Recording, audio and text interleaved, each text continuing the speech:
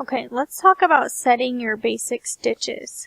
So, at the very least, you'll want a machine that has a straight stitch and a zigzag stitch.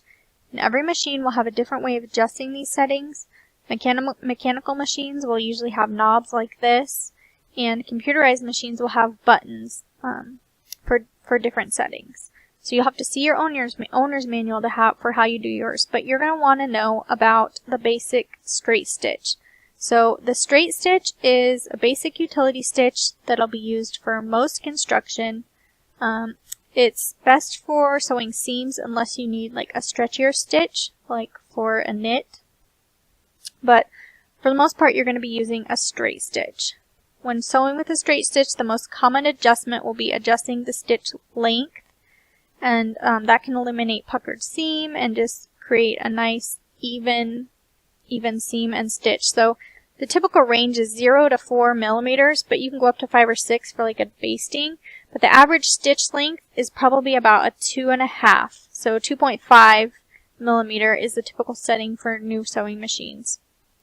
And then the smaller the stitch length number, the smaller the stitch. So if you want to reinforce a seam, or you're sewing sheer fabric or need stronger stitches, you're going to want a smaller length.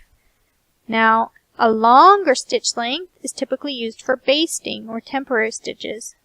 And sometimes when doing a top stitch, you'll have a slightly longer stitch length, so it just stands out more and you can see it as a top stitch. The next common stitch is a zigzag stitch. You always want to make sure that you have a zigzag or universal presser foot on when you're using a zigzag stitch, otherwise you'll break your needle, because as the needle goes back and forth, it will hit your presser foot. So keep that in mind when doing a zigzag stitch. But the most common use for a zigzag stitch are for like a stretchy stitch for working on like knit fabric, or as a seam finish to a raw edge. Okay, and you can adjust the stitch length and width to change the appearance of a zigzag stitch. And I'll show you that here in a minute. And then the last thing you need to learn about is the stitch length. So like I said earlier, the smaller the number, the smaller the stitch. The larger the number, the longer the stitch. And 2.5 to 3 millimeters is most common for a basic stitch length. Okay, so I want you to find on your machine where your knobs or buttons are to adjust the stitch setting, to find the straight stitch and the zigzag stitch, and to adjust the stitch length. Now I'm going to go to my machine and I'm going to show you how I do that and what it looks like when I adjust those, and then I want you to go to your machine and you're going to look for those and adjust it on your machine. Okay? Let's go over there. Okay, now we're going to look at adjusting your stitches. The two most common stitches that you are going to use are basic straight stitch, which is just like a basic utility stitch, and it will likely look like one of these symbols on your machine.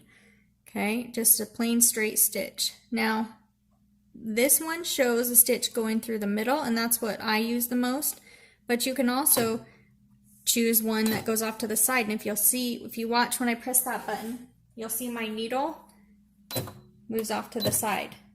Okay, I usually just keep my needle in the middle for a straight stitch.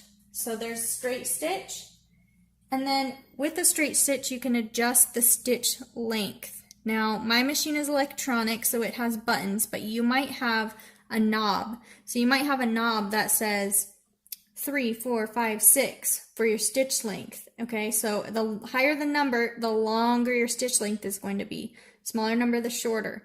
So and on my machine, I'm in the straight stitch, and my particular machine tells me to use my universal or straight stitch foot, which is the foot I have on. Then right here, it's telling me that this is going to adjust the length. So on my machine, the most common stitch length is 2.5. So if I stitch a 2.5, you'll see it's a small stitch, and I'll show you this after.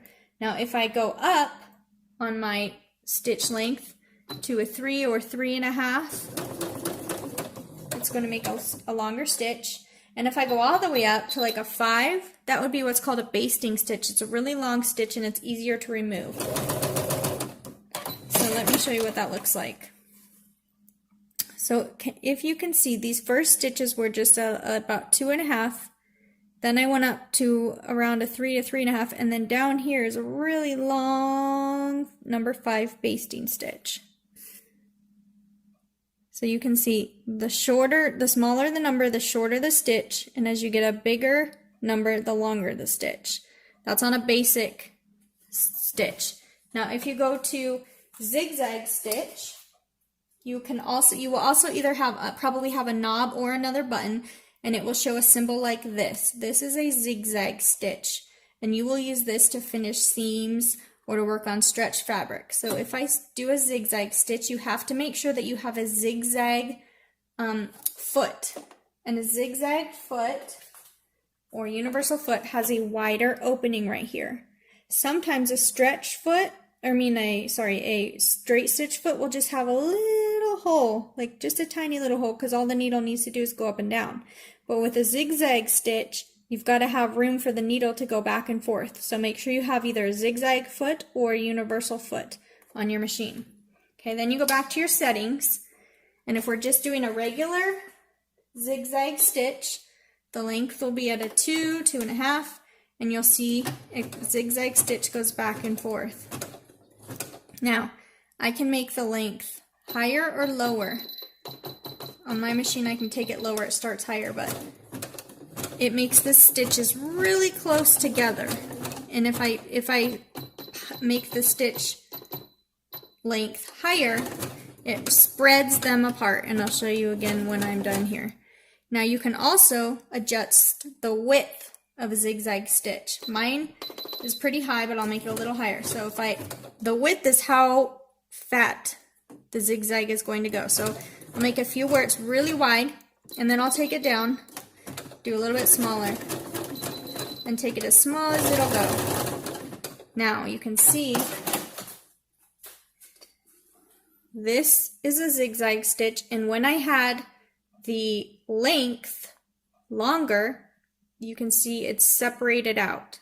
The length was, I had a high number for the length, so it's separated out. When I made that shorter, it really scrunched those zigzag stitches up.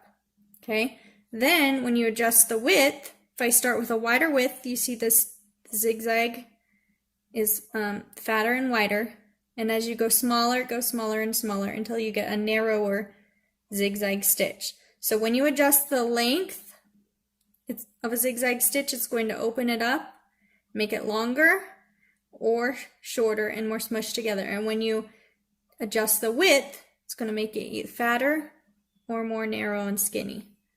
So those are the settings that you need to know for stitch length and stitch width. Again, if you have an electronic machine, it will be in button form. And if you have a manual machine, you're going to have dials that you adjust to change the stitch setting and the length and width.